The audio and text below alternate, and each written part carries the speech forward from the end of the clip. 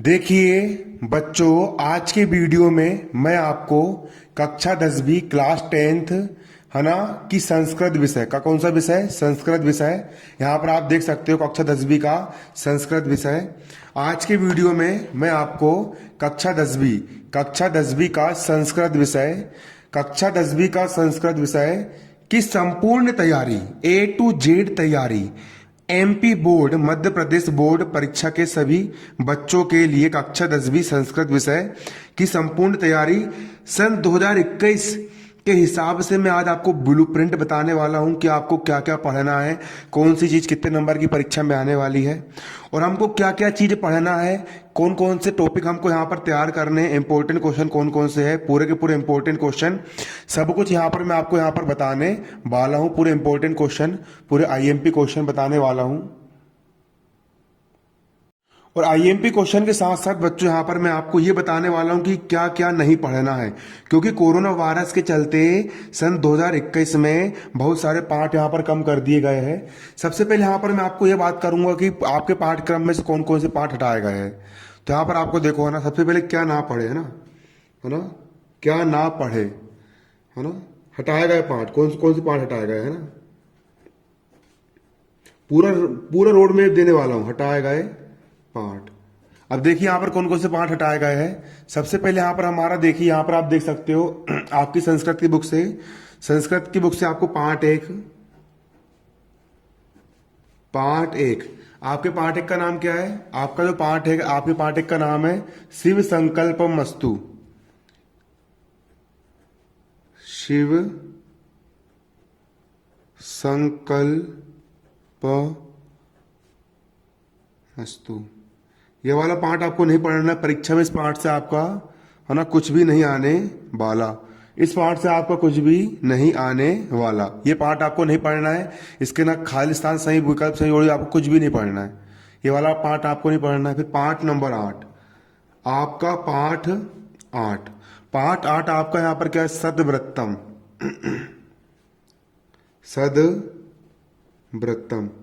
सदव्रतम भी आपको नहीं पढ़ना है, परीक्षा में आपको नहीं आने वाला। सदव्रतम वाला आपका जो पाठ है ये भी आपको नहीं आने वाला। आपका पाठ नो क्या है, पाठ नो का नाम है यहाँ पर आपका मद परिणाम। पाठ नो मद परिणाम भी आपको नहीं पढ़ना है, परीक्षा में आपको नहीं आने वाला। इसके बाद आपका पाठ तेरह महाभारते विज्ञानम भी आपको नहीं पढ़ना। महाभारते विज्ञानम ये भी आपको परीक्षा में नहीं आने वाला, आपको ये नहीं पढ़ना है। इसके बाद अगला है आपका यहाँ पर क्या, पाठ 17 पाठ का नाम आपका चाणक्य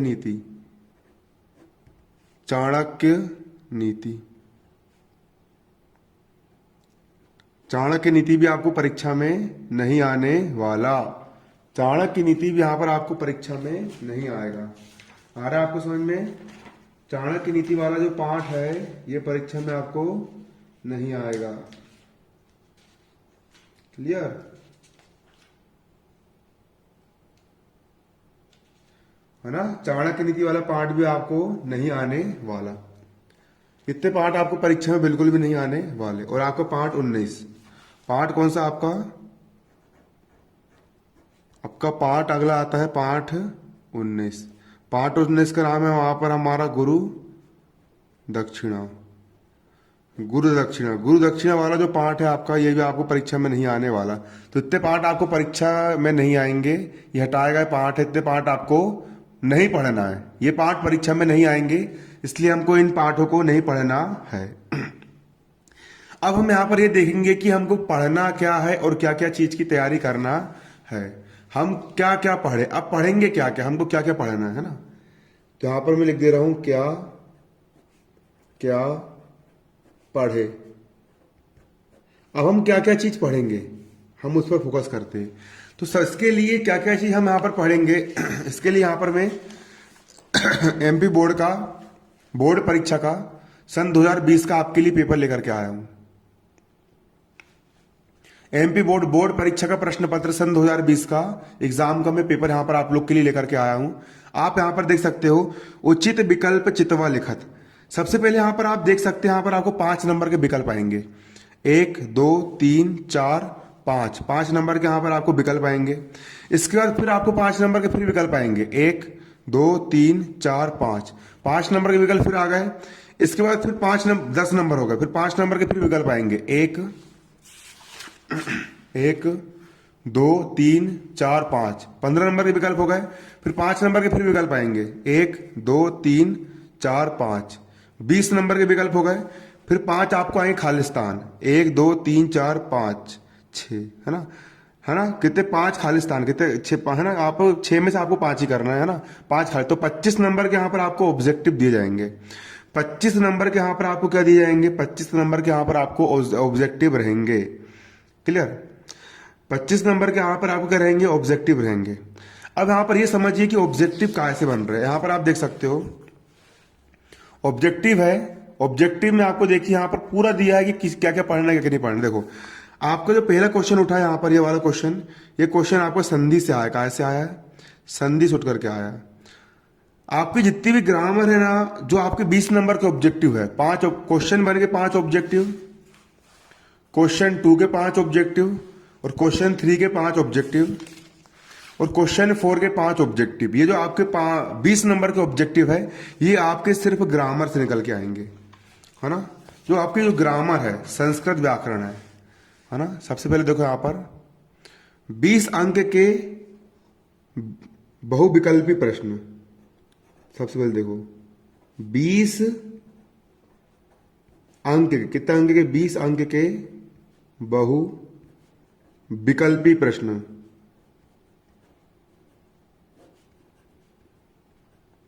बीस अंक के जो आपके बहुविकल्पी प्रश्न हैं, ये किस पे आधारित होंगे, ये संस्कृत व्याकरण पर आधारित होंगे। संस्कृत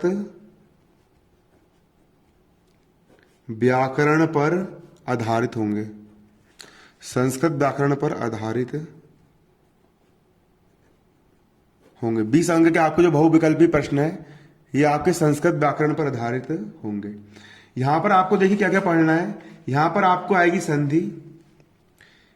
ऑब्जेक्टिव के लिए आपको यहां पर पढ़ना है संधि। संधि पढ़ना है। संधि के बाद यहां पर हमारा क्या आता है, अवयव। अवयव पढ़ना है ना, संधि पढ़ना है, अवयव पढ़ना है। इसका हमको यहां पर समास पढ़ना है। समास, इससे सिर्फ विकल्प आएंगे, इनसे आंसर क्वेश्चन नहीं आते। सिर्फ क्या, समास है ना। समास के बाद हमको यहां पर पढ़ना उपसर्ग। उपसर्ग पढ़ना है। उपसर्ग पढ़ने के बाद यहां पर हमको पढ़ना धातु। धातु बाद हमको यहां पर क्या पढ़ना पड़ेगा, धातु के बाद हमको यहां पर पढ़ना है लकार। धातु के बाद यहां पर हमको क्या पढ़ना है, लकार पढ़ना है। लकार के बाद यहां पर हमको पढ़ना है वचन। क्या पढ़ना है, वचन। वचन के बाद हमको यहां पर क्या पढ़ना है, वचन के बाद यहां पर हमको पढ़ना है प्रत्यय। प्रत्यय पढ़ना है। क्या पढ़ना है, यहां पर हमको प्रत्यय पढ़ना है। जो पूरी की पूरी ऑल टोटल व्याकरण है, जो हमारी क्या है, संस्कृत व्याकरण है, जो हमारी संस्कृत ग्रामर है ना। इससे 20 अंक के ऑब्जेक्टिव आएंगे। इससे क्या आएंगे, इतना जो पोर्शन है आपका ग्रामर वाला पोर्शन, ग्रामर वाला आपका ये जो पोर्शन है, कॉपी में नोट भी करते जाना। इस ग्रामर वाले पोर्शन से आपको केवल 20 अंक के विकल्प आएंगे। कितने अंक के, 20 अंक के विकल्प। परीक्षा दिन से भी आप तैयार कर सकते हो, या फिर जो शिवलाल की गाइड आती है उससे भी तैयार कर सकते हो, या फिर जो आपकी किताब है, किताब के पीछे दिए रहते हैं, उससे भी आप तैयार कर सकते हो। मैं सबसे पहले आपको ये जो पढ़ाऊंगा तो परीक्षा दिन से पढ़ाऊंगा ना। परीक्षा दिन के बाद फिर मैं आपको ये काय से पढ़ाऊंगा, जो गाइड आती है गाइड से पढ़ाऊंगा, और गाइड के बाद फिर मैं आपको बुक से पढ़ाऊंगा। ये पूरी तैयारी आपकी मैं करवाऊंगा, चिंता मत करो। आप अपनी तरफ से कर सकते हो तो आप कर लेना, हालांकि इसकी तैयारी पूरी मैं भी करवाऊंगा ना। इसके बाद देखिए 20 अंक के आपके विकल्प हो गए। फिर जो आपके खालिस्तान आते हैं, कितने नंबर के, 5 अंक के। ये खालिस्तान जो आते हैं, आपके जो किताब होती है, आपकी जो बुक आपको स्कूल से मिली होगी संस्कृत की, संस्कृत की आपको जो बुक मिली होगी, उस बुक के जो खालिस्तान होते हैं, उस बुक के जो हमारे क्या होते हैं, खालिस्तान होते हैं, उस बुक की खालिस्तान से आपके 5 नंबर के आते हैं ना। किताब के खालिस्तान कितने नंबर के आएंगे यहाँ पर आपके? 5 अंक के आएंगे। फिर देखो, फिर दूसरी चीज, दूसरा हमको क्या पढ़ना है? किताब के रिक्त स्थान। देखिए, फिर दूसरा, जितने पार्ट, देखो ये पार्ट परीक्षा में नहीं आएंगे। पार्ट 1, पार्ट 8, पार्ट 1, 2, 3, 4, 5, 6 पार्ट आपके परीक्षा में नहीं आएंगे। 6 पार्ट को छोड़ देना। इनको छोड़ने के बाद जितने पार्ट बचेंगे उन सभी पार्ट के खालिस्तान आपको याद करना है, क्योंकि वो कितने नंबर के आएंगे आपके? 5 नंबर के आएंगे, है ना। रिक्त स्थान की पूर्ति, रिक्त स्थान की पूर्ति, रिक्त स्थान की पूर्ति कितने अंक की आएगी यहाँ पर आपकी? 5 अंक की यहां पर आपकी रिक्त स्थान की पूर्ति करने के लिए यहां पर आपको परीक्षा में कहेगा। इसके बाद यहां पर आप देख सकते हो आपको अगला क्वेश्चन क्या निकल करके आता है। अधोलिखितेषु प्रश्नेषु, यहाँ आपको प्रश्न उत्तर आएंगे। त्रयाणाम प्रश्नानाम, मतलब कि 3 प्रश्न उत्तर संस्कृत भाषा में एक वाक्य में लिखना है। एक वाक्य में आपको यहाँ पर लिखना है। कितने वाक्य में लिखना है? एक वाक्य में लिखना है। 3 क्वेश्चन रहेंगे। कितने क्वेश्चन रहेंगे? 3 क्वेश्चन यहाँ पर आपको रहेंगे, है ना। क्वेश्चन देखो, आप क्वेश्चन कितने आते हैं यहाँ पर देखो, 1 क्वेश्चन दिया है, 2 क्वेश्चन दिया है, यहाँ पर आपको 3, 4, 5, टोटल 5 क्वेश्चन दिए। 5 में से कोई 3 करना है। 5 में से कोई कितने करना है?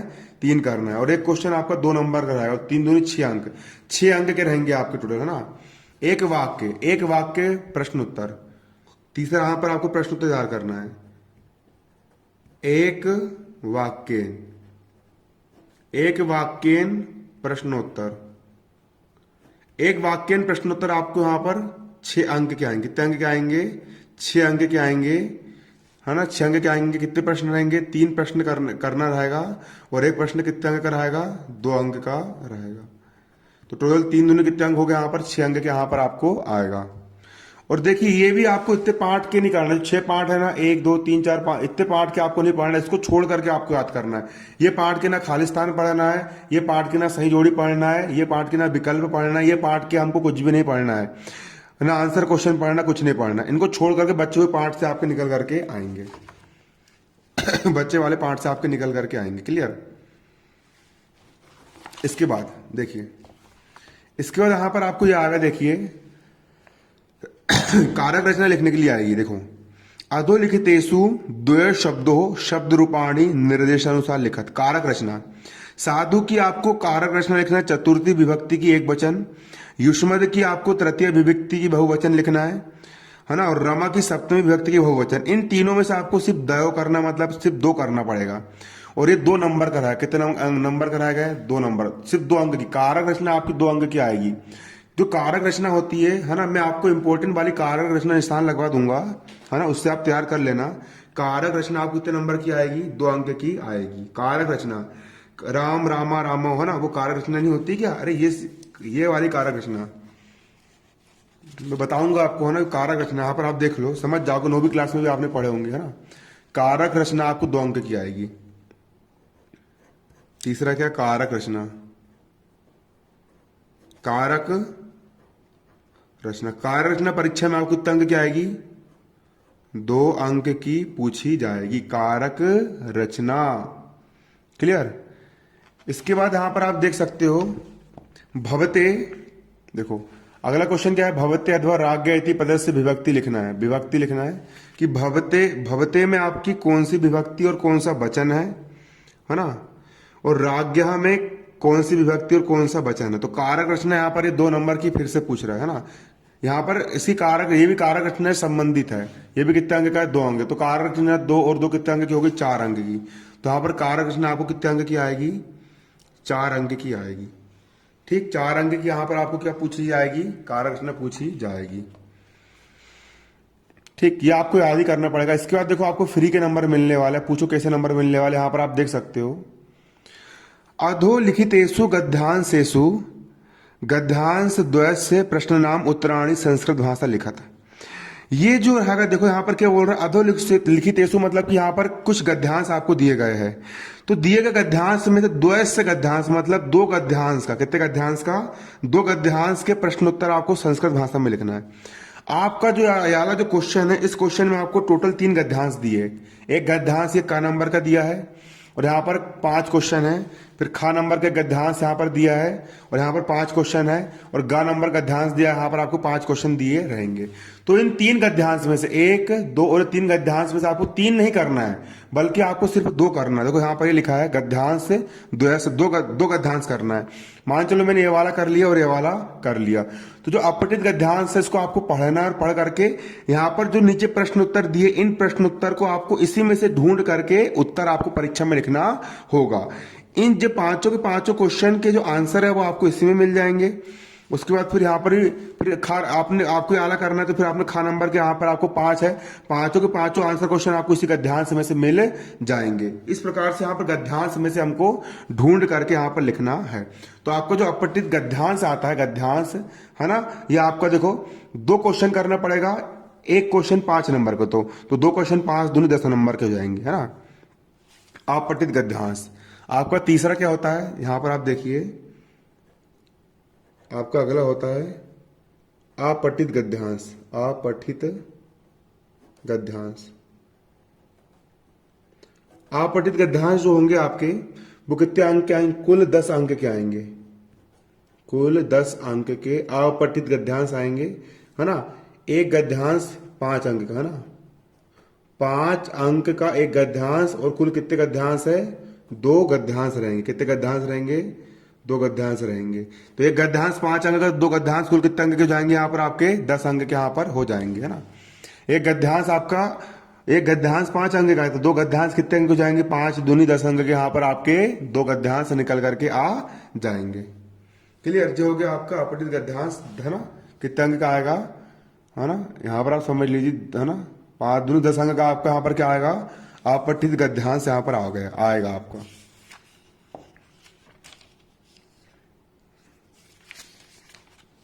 संस्कृत पेपर वैसे उतना कठिन नहीं आता, सरल ही आता है। पहले हम यहाँ पर समझ लेंगे, देखो स्मार्ट वर्क करेंगे हम यहाँ पर, हम मतलब जो आ रहा परीक्षा, हम परीक्षा के साथ तैयारी करेंगे ताकि हमको परीक्षा में अच्छे से अच्छे अंक प्राप्त हो सके।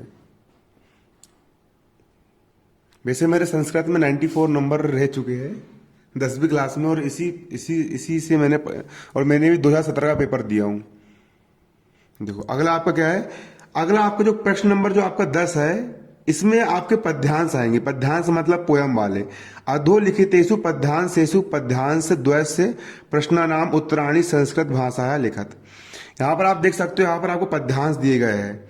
यहाँ पर भी आपको 3 पद्यांश दिए गए। पहला पद्यांश का नंबर का, दूसरा पद्यांश खा नंबर का, और पहले पद्यांश का नंबर का यहाँ पर पद्यांश पोयम की लाइन लिखी है और 5 क्वेश्चन लिखे हैं। इन क्वेश्चन के उत्तर आपको इसी में से ढूंढ करके लिखना है।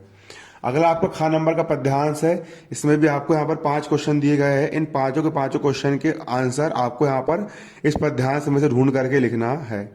इसके बाद आपका यहाँ पर गा नंबर का पद्यांश दिया गया है, इसमें भी यहाँ पर आपको 5 क्वेश्चन दिए गए हैं। इन पांचों के पांचों क्वेश्चन का आंसर आपको इसी में से ढूंढ करके लिखना है। लेकिन यहाँ पर आपको 3 क्वेश्चन दिए गए, गा नंबर का, खा नंबर का और का नंबर का।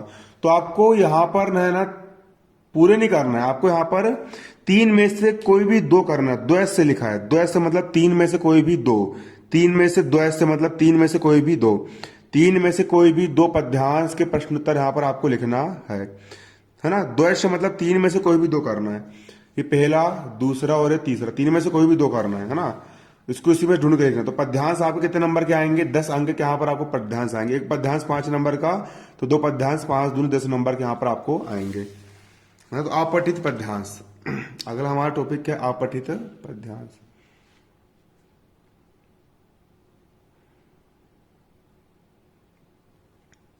देखिए अगला 5वें नंबर के यहाँ पर हमारा क्या है, 5वें यहाँ पर हमारा क्या,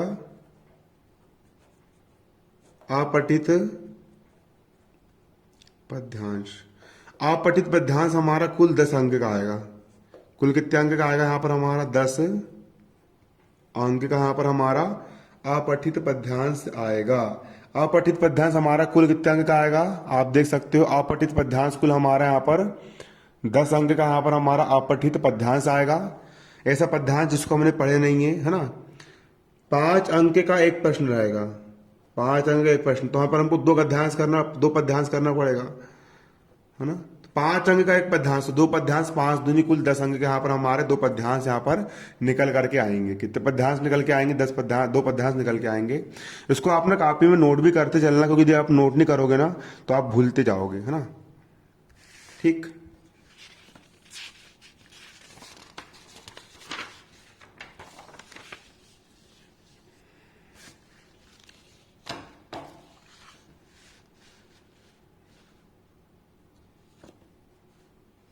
अब यहां पर आप देखिए, सिंपल सी बात। इसके बाद यहां पर आप देख सकते हो, यहां पर आप देख लीजिए, यहां पर आपको 4 नंबर की सही जोड़ी आएगी। सही जोड़ी कितने नंबर की आएगी, 4 नंबर की आएगी। युग्म मेलन कुर्द मतलब सही जोड़ी बनाना है। क्या बनाना है, सही जोड़ी बनाना है। कोडपी चतवार, चतवार मतलब कोई भी 4 बनाना है ना। और एक सही करोगे तो आपको 1 नंबर मिलेगा, तो 4 सही करोगे तो 4 नंबर मिलेगा, 4 नंबर की सही जोड़ी आएगी। और सही जोड़ी कहां से पढ़ना है, जो आपके जो किताब है ना, आपकी किताब में जो पाठ दिए गए हैं उन पाठ के अंदर की ही सही जोड़ी आएगी। लेकिन आपको इतने पाठ की सही जोड़ी नहीं पढ़ना है ना। ये जो पाठ आपको 6 पाठ दिए गए, ये पाठ आपके कोरोना वायरस से चलते हटा दिए गए हैं, तो इन पाठों की सही जोड़ी आपको बिल्कुल भी नहीं पढ़ना है। इन पाठों की सही जोड़ी आपको बिल्कुल भी नहीं पढ़ना है, क्योंकि ये पाठ जो है आपके सिलेबस से हटाए जा चुके हैं। इसलिए इन पाठों की सही जोड़ी आपको बिल्कुल भी नहीं पढ़ना है, क्योंकि ये पाठ जो है आपके सिलेबस से हटाए जा चुके हैं। इसलिए इन पाठों की सही जोड़ी आपको नहीं पढ़ना है। आ रहा है आपको समझ में, क्या नहीं आ रहा है ना। सही जोड़ी आप कितने नंबर की आएगी, है ना। सही जोड़ी आपकी आएगी कितने नंबर की, है ना, 11वां क्वेश्चन आपको सही जोड़ी कराएगा। प्रश्न 11 देखो, प्रश्न 11 आपकी क्या आएगी, सही जोड़ी।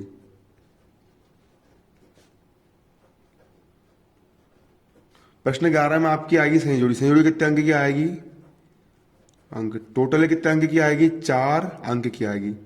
सही जोड़ी कुल कितने अंक की आएगी, यहां पर आपकी सही जोड़ी आपकी कुल 4 अंक की आएगी। 4 नंबर की 4 अंक की यहां पर आपकी सही जोड़ी आएगी। सही जोड़ी कितने अंक की आएगी, यहां पर आपकी 4 अंक की यहां पर आपकी सही जोड़ी आएगी। क्लियर, 4 नंबर की यहां पर आपकी सही जोड़ी आएगी, 4 अंक की आपकी सही जोड़ी आएगी। इसके बाद आपका जो अगला क्वेश्चन रहेगा, यहां पर आप देख सकते हो, पूरा पैटर्न हर साल यही आ रहा है बच्चों, आपको भी यही आएगा, चिंता मत करो। इसके बाद आपको यहां पर आम और ना लिखने के लिए आएगा। आम मतलब सही गलत बताने के लिए आएगा। यहां पर आपको कुछ 5, देखो यहां पर आपको 5 वाक्य दिए गए हैं। 5 वाक्य में से आपको यहां पर कोडपी चतवार, क्या लिखा है यहां पर, कोडपी चतवार मतलब कि 5 वाक्य में से कोई भी 4, 5 में से कोई भी 4, इन 5 में से कोई भी 4 आपको करना है ना। देखो, मन अपूर्वम अस्ति, ये सही बात है, गलत बात है, सत्य है, सत्य तो आम लगा दिए। यशोधरा राहुल से माता हस्ती मतलब सही गलत यहां पर आपको बताना है ना। ये सही जोड़, सही गलत कहा, ये भी पाठ के अंदर से आएंगे, लेकिन जो पाठ हटाया गया उसको आपको नहीं पढ़ना है ना। तो कुल कितने नंबर के आएंगे, सही है ना, सही गलत भी आपको क्वेश्चन नंबर 12 आपका सही गलत कितने नंबर का आएगा, सही गलत भी आपका 4 अंक का आएगा, है ना। प्रश्न क्रमांक 12, प्रश्न 12, सही गलत, सही या गलत, ट्रू फॉल्स, इसको क्या बोलते हैं, इसको आम ना, आम ना। ये आपको परीक्षा में कितने अंक का आएगा, 4 अंक का आएगा। परीक्षा दिन में इसके इंपॉर्टेंट क्वेश्चन 4 अंक का, कितने अंक का आएगा, परीक्षा में 4 अंक का आएगा। वैसे परीक्षा में इसके इंपॉर्टेंट क्वेश्चन निकला है, रखे हैं, आपको बस यहाँ पर इससे तैयार करना है। 4 अंक का यहाँ पर आपका आएगा ना। आमना आपको कितने अंक का आएगा, 4 अंक का यहाँ पर आपका आमना आएगा। इसके बाद देखिए अगला क्वेश्चन यहाँ पर आपका क्या है, देखिए इसके बाद यहाँ पर आपको क्या आएगा, देखो परीक्षा में अधोलिखितेषु प्रश्नेषु चतुर्थाणाम प्रश्नानाम उत्तराणि संस्कृत भाषायाम एक पदेन लिखत। यहां पर आपको कुछ प्रश्न उत्तर दिए गए हैं, ये प्रश्न उत्तर आपको याद करना पड़ेगा और इन सभी प्रश्नों के उत्तर आपको संस्कृत भाषा में देना है और एक पद में देना है, मतलब एक शब्द में देना है, एक पद में देना है, मतलब एक शब्द में देना है ना। जैसे कि पूर्वस्मिन काले विदिशा नगरा किम नाम अस्ति, मतलब प्राचीन काल में विदिशा नगर का नाम क्या था, तो भेलसा नाम था। आप लोगों ने भेलसा लिख दिया, आपको एक नंबर मिल जाएगा। और यहाँ पर आपके 6 क्वेश्चन दिए, लेकिन 6 के 6 नहीं करना, 6 में से कोई भी चतुर करना, चतुर नाम करना, मतलब कि 4 करना। 6 में से कोई भी 4 प्रश्नों के उत्तर के यहाँ पर आपको आंसर देना है ना। 6 में से कोई भी 4 प्रश्नों के उत्तर के आंसर यहाँ पर आपको देना है। 6 में से कोई भी 4, 6 में से कितने, 6 में से कोई भी 4 प्रश्नों के उत्तर यहाँ पर आपको देना है।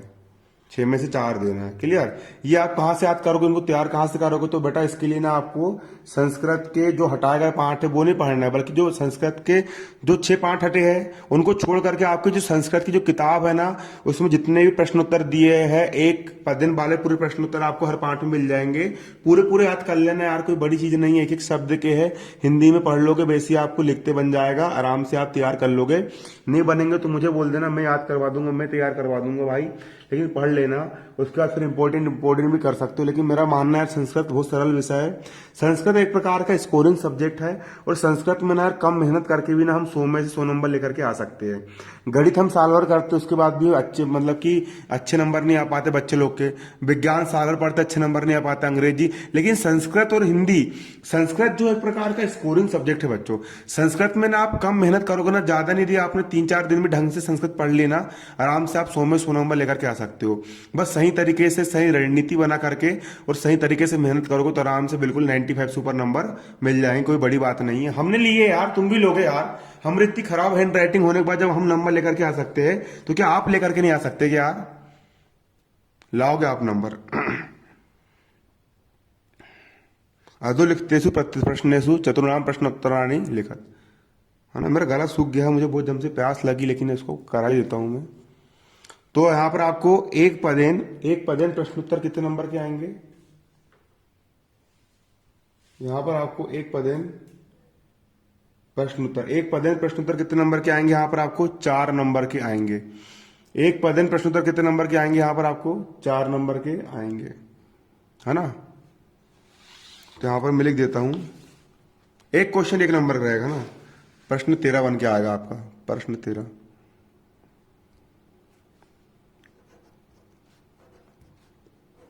प्रश्न 13, एक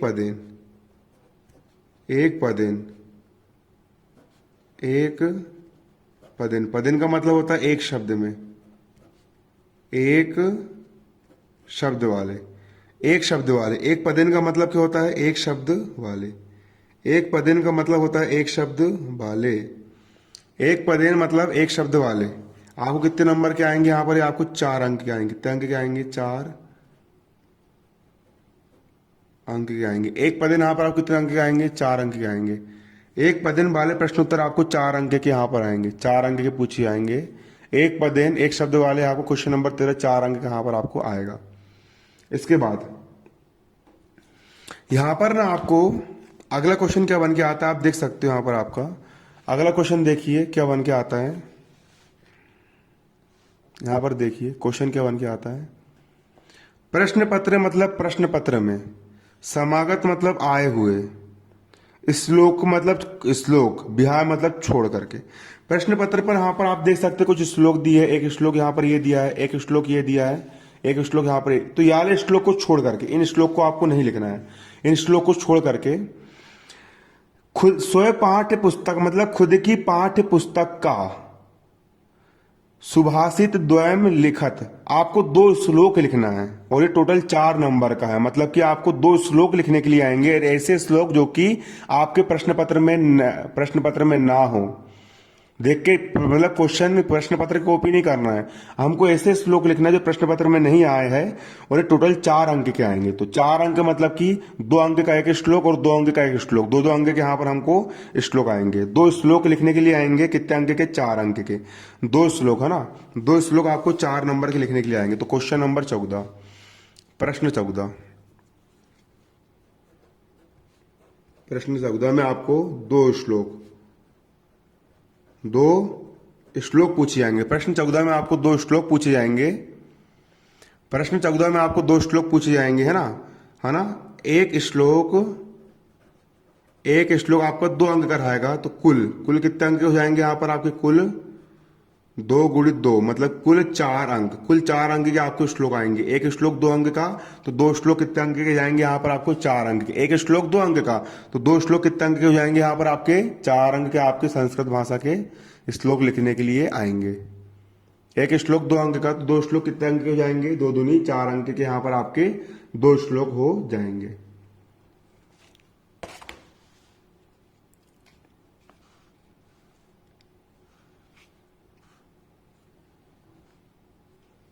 अब इसके बाद अगला क्वेश्चन यहाँ पर आपको क्या बोल रहा है? देखिए यहाँ पर आपका अगला क्वेश्चन ये बोल रहा है, यहाँ पर आपको ना आवेदन पत्र लिखने के लिए आएगा। और आवेदन पत्र आपका जो रहेगा वो ज्यादा नहीं, आपका 4 अंक का रहेगा। 4 अंक यहाँ पर आपको एप्लीकेशन, अंग्रेजी में उसको एप्लीकेशन बोलते हैं, है ना। अवकाश पत्र, है ना, आवेदन पत्र आएगा। तो आवेदन पत्र एक आता है आपको, आवेदन पत्र आता है। और आवेदन पत्र के अथवा में आता है आमंत्रण पत्र। हर साल का रिकॉर्ड है आपका। आवेदन पत्र आता है 5, देखो, सब प्रचार, खुद के प्रचार को 5 दिन के अवकाश के लिए, मतलब छुट्टी के लिए एक प्रार्थना पत्र लिखो। और अथवा में आएगा 100 मित्र को आमंत्रण पत्र। तो दोनों में से कोई एक करना है, आपका 4 अंक का आएगा, है ना। तो आवेदन पत्र आपको कितने अंक का आएगा? 4 अंक का आएगा। मैंने कुछ इंपॉर्टेंट वाले निशान लगा दूंगा, आप उसको याद कर लेना। और समझा भी दूंगा, आपको याद भी करवा दूंगा। आप चिंता मत करना, जितनी भी एप्लीकेशन वगैरह है पूरा मैं आपको याद करवा दूंगा, आपसे बन भी जाएगा। तो आवेदन पत्र आप कितने नंबर का आ रहा है? 4 अंक का आ रहा है। तो यहाँ पर हम लिख लेंगे अवकाश पत्र या आवेदन पत्र, है ना। क्वेश्चन नंबर 15 रहेगा, है ना। प्रश्न 15 आवेदन पत्र।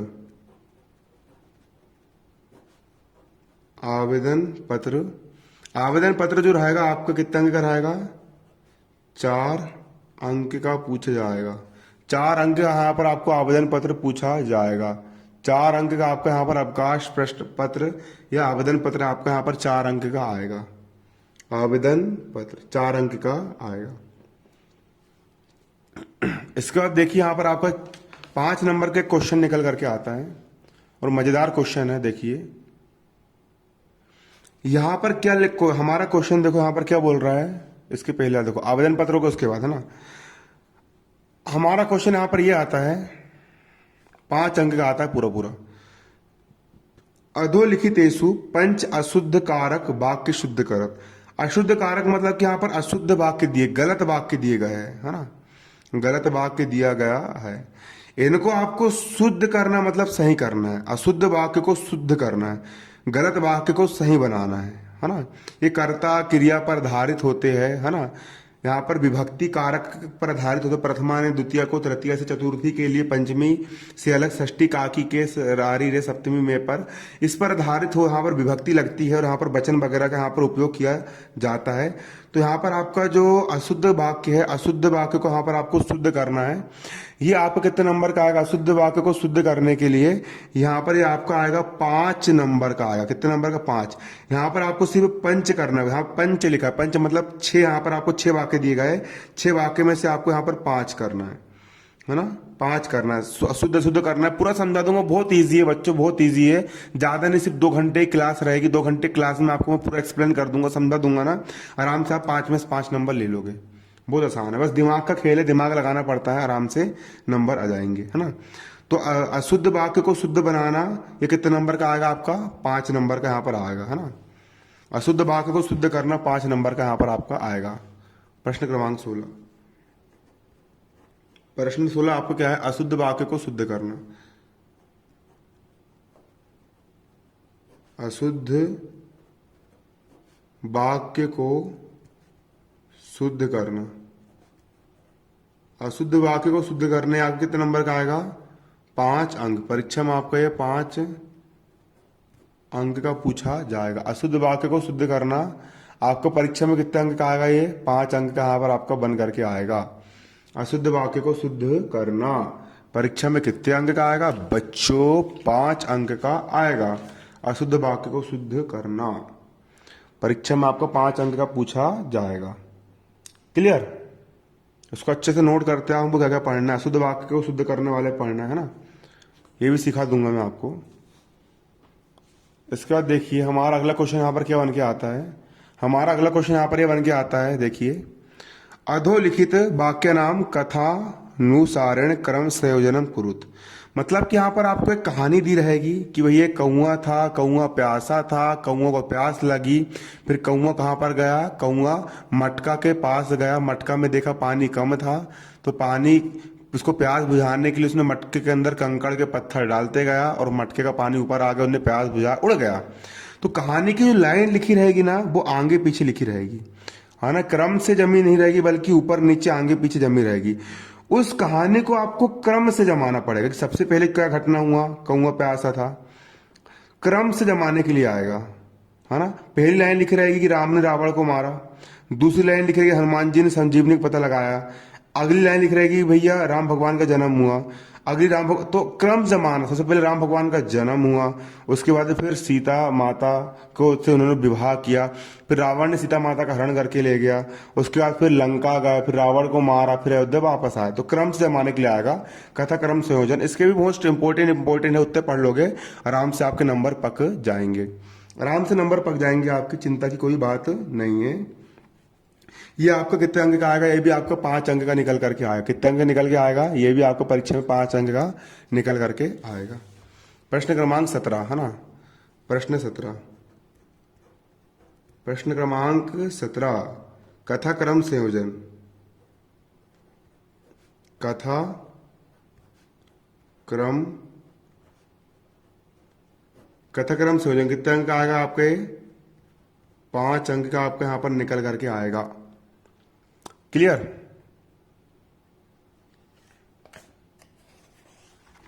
अगला आपका अपठित पद्यांश आएगा। ऐसा पद्यांश, इसके पहले जो पद्यांश था वो पढ़ा वाला बुक के अंदर का आया था वो ना, लेकिन ये वाला जो पद्यांश है आपका अपठित है। अपठित का मतलब ये होता है जो आपने अभी तक पढ़े नहीं है। ये भी आपका 5 अंक का आएगा। कुछ नहीं है, कोई एक गद्यांश दिया रहेगा और कुछ प्रश्न उत्तर यहाँ पर दिए रहेंगे, जैसे कि आप देख सकते हो। कुछ यहाँ पर क्या दिए रहेंगे, कुछ यहाँ पर प्रश्न उत्तर आपको यहाँ पर दिए जाएंगे इस प्रकार से। यहाँ पर 5 आपको प्रश्न उत्तर दिए, इनके उत्तर आपको पद्यांश से ढूंढ करके लिखना है। पद्यांश में इसके आंसर दिए रहेंगे, पद्यांश में ढूंढ करके लिखना है। ये कितने अंक के आएंगे यहाँ पर आपके देख सकते हो, यहाँ पर आपके 5 अंक आएंगे। कितने अंक आएंगे, 5 अंक, है ना। अपठित पद्यांश उसी में ढूंढ के लिखना 5 अंक का। प्रश्न क्रमांक 18, प्रश्न क्रमांक 18 क्या आएगा आपका, अपठित पद्यांश। अपठित पद्यांश आपका कितना अंक का आएगा, 5 अंक का आएगा। 5 अंक का यहाँ पर आपका अपठित पद्यांश निकल करके आएगा। 5 अंक का आपका क्या निकल के आएगा, अपठित पद्यांश निकल करके आएगा। इसके बाद आपका निबंध आएगा। अगला आपके निकल के आएगा निबंध, प्रश्न 19, इसमें आपका निबंध आएगा, निबंध पूछा जाएगा। निबंध यहाँ पर आपका 10 अंक का आएगा। कितने अंक का आएगा, 10 अंक। 10 अंक का यहाँ पर आपको निबंध पूछा जाएगा। 10 अंक का यहाँ पर आपका निबंध आएगा। निबंध आपको तैयार करना पड़ेगा। यहाँ पर आप देख सकते हो अगला क्वेश्चन 10 अंक का आपका निबंध आएगा। ठीक, तो ये हो गया आपका पूरा का पूरा मैप, रोड मैप हो गया तैयारी करने का। इसका आप हो सके तो स्क्रीनशॉट भी ले सकते हो। ये लो, ले लो भैया, ले लो, सब फ्री मिल रहा है मटेरियल, ले लो, ले लो मुन्ना, ये ले लो, है ना। पूरी फोटो खींच लो इसका, है ना, स्क्रीनशॉट ले लीजिए इसका।